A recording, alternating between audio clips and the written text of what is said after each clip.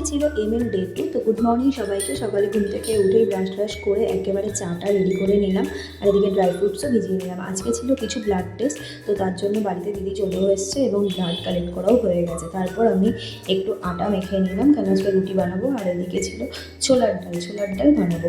তো যথারীতি সেগুলো চাপিয়ে দিয়ে এদিকে আমি কাঁচাও ভিজিয়ে দিলাম। এরপরে আমি একটু ঘরটা গুছিয়ে নেব, আর এদিকে জানলাটাও খুলে দেবো। জানলাটা খুললে সকাল সকাল বেশ একটা রিফ্রেশমেন্ট ব্যাপার লাগে। আর এদিকে আমার ছোলার ডাল প্রায় হয়েই এসেছে, আর মা এদিকে রুটিটাও করে নিয়েছে। তো আমরা সবাই ব্রেকফাস্টটা সেরে নিয়ে এবার সব কাটাকুটি করতে বসে পড়েছিলাম। আর এদিকে হচ্ছে পাশের বাড়িতে শীতলা পুজো ছিল, তো তারা এসেছিলেন।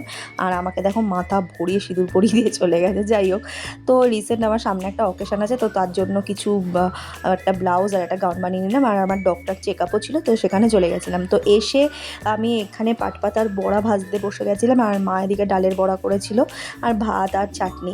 লাঞ্চটা সেরে টানা ঘুম দিয়েছিলাম, আর ঘুম থেকে উঠতেই দেখছি বাইরে কি সুন্দর ওয়েদার, বৃষ্টি হচ্ছে। তো আমি বারান্দায় গিয়ে বসে পড়েছিলাম, আর মা একটু কফি বানিয়ে আমাকে আর সোনাইকে দিয়েছিল।